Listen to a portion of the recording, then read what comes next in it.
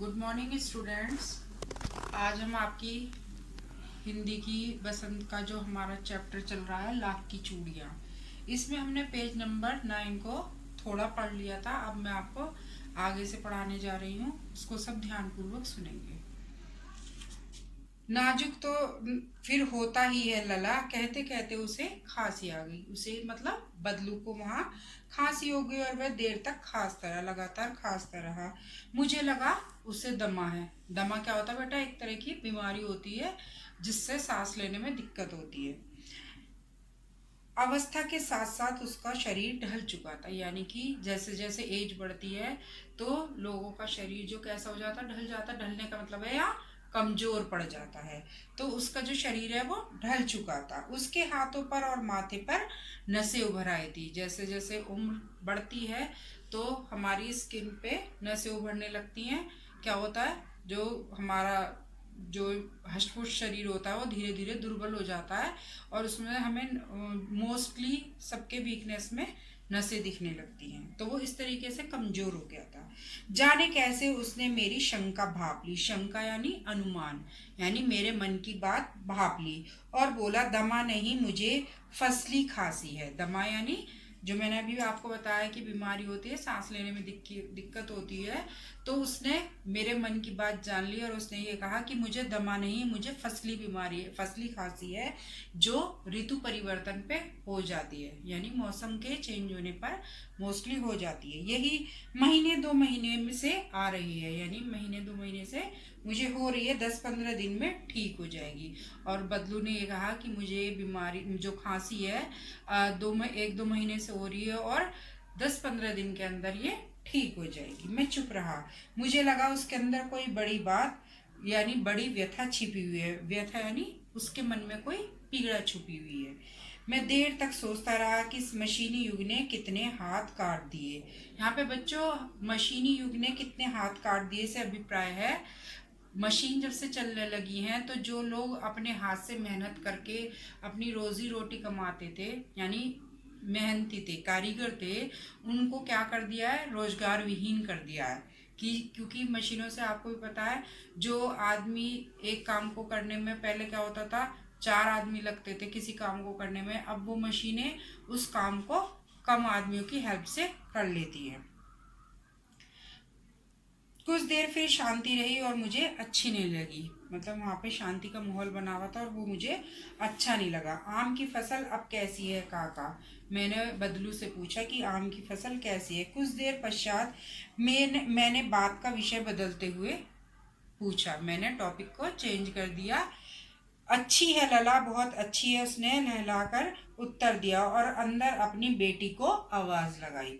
अरे रज्जो, लल्ला के लिए आम तो ले। हाँ, और उसने अपनी बेटी का नाम, जिसका नाम रज्जो था, आवाज दी कि मेरे लिए आम तो ले आ, मतलब मेरे लिए कहा। फिर मेरी ओर मुताबिक होकर बोला, माफ करना लला, तुम्हें आम खिलाना भूल गया। मेरी तरफ देखते हुए कहा कि मैं तुम्हें आम खिलाना भूल गया। नहीं नहीं काका, आम तो इस साल बहुत खाए हैं। वाह वाह, बिना आम खिलाए कैसे जाने दूंगा?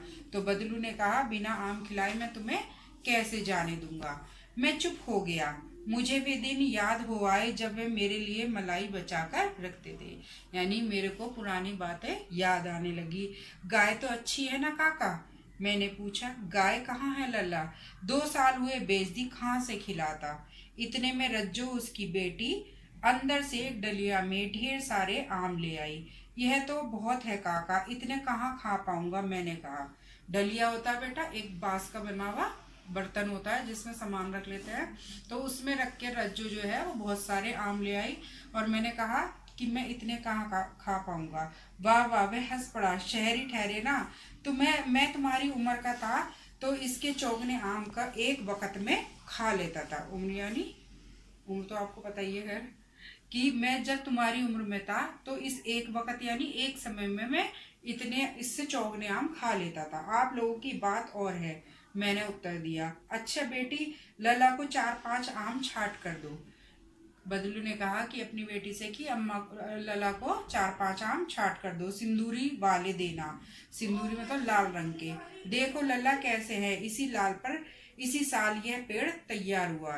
मतलब ये जो इस वाले आम का पेड़ है वो इसी साल तैयार हुआ। रज्जो ने 4-5 आम अंजलि में लेकर मेरी ओर बढ़ा दिए। अंजलि जैसे हम हाथ में पानी पीने के लिए बना लेते हैं, दोनों हाथ में हथेली मिलाकर। आम लेने के लिए मैंने हाथ बढ़ाया तो मेरी निगाह एक क्षण के लिए उसके हाथों पर ठिठक गई। ठिठक गई मतलब रुक गई जब मैं आम लेने के लिए बढ़ा। गोरी गोरी कलाइयों पर लाख की चूड़ियां बहुत ही फब रही थी, और उसकी गोरी गोरी कलाइयों पर वो लाख की चूड़ियां बहुत ही फब रही थी, यानी बहुत सुंदर लग रही थी, बहुत अच्छी लग रही थी। बदलू ने मेरी दृष्टि देख ली और बोल पड़ा। बदलू ने मेरी तरफ देख लिया और बोला, आखिरी जोड़ा बनाया था जमींदार साहब की बेटी के विवाह के लिए, कि ये मैंने अपने जीवन का आखिरी जोड़ा बनाया था शादी के लिए, जमींदार साहब की बेटी के लिए। 10 आने पैसे मुझको दे रहे थे, मैंने जोड़ा नहीं दिया, कहा शहर से ले आओ। यानी आपको ये भी पता था कि बदलू कैसा था, अपनी बात का पक्का था। उसे जो शादी के टाइम पे पैसे चाहिए थे वो उन्हीं को अपनी मांग पूरी करके ही रहता था। तो जमींदार साहब उसे 10 आने दे रहे थे, उनने साफ मना कर दिया। मैंने आम के लिए आम ले लिया और खाकर थोड़ी देर पश्चात चला आया, और मैंने आम लेकर वहां से थोड़ी देर बाद चला आया। मुझे प्रसन्नता हुई कि बदलू ने हार कर भी हार नहीं मानी। हार कर भी हार नहीं मानी, ये लेखक ने क्यों कहा है? क्योंकि वो बदलू की इस मनोव्यथा पे बहुत खुश था कि उसने अब भी, स्थिति बदल गई, परिस्थिति उसके अनुकूल नहीं थी, लेकिन अपने उसने असूलों को नहीं बदला। क्योंकि वो पहले भी शादी विवाह के टाइम पे शादी में किसी के भी क्या नहीं करता था, किसी और के दिए हुए दामों पर उस जोड़े को नहीं देता था। जो उसको उनके पैसे चाहिए होते हैं उस जोड़े के, तो उन्हीं के मुंह मांगी कीमत पे उस जोड़े को देता था। तो लेखक का ये कहना है कि विपरीत परिस्थिति होने पर भी बदलू ने अपना क्या नहीं करा, हार कर भी हार नहीं मानी। यानी वो चाहता था तो झुक के उनको कम पैसों में भी देख सकता था, बेच सकता था। उसका व्यक्तित्व कांच की चूड़ियों जैसा ना था कि आसानी से टूट जाता, और उसका व्यक्तित्व भी कांच की तरह कैसा नहीं था, हल्का था नहीं था जो गिरते ही टूट जाता। तो बदलू के पात्र के माध्यम से लेखक ने ये कहा है कि मशीनी युग से वैसे तो हमारे हाथ कट गए हैं, लेकिन बहुत से लोग उन परिस्थितियों में संतोष से रहते हैं, लेकिन अपने असूलों को नहीं बदलते। तो आज आपका ये हमारा चैप्टर 2 कंप्लीट हो गया। अब इसका आपको वर्क करना है, एंड आपका कल को लेसन 3 स्टार्ट होगा।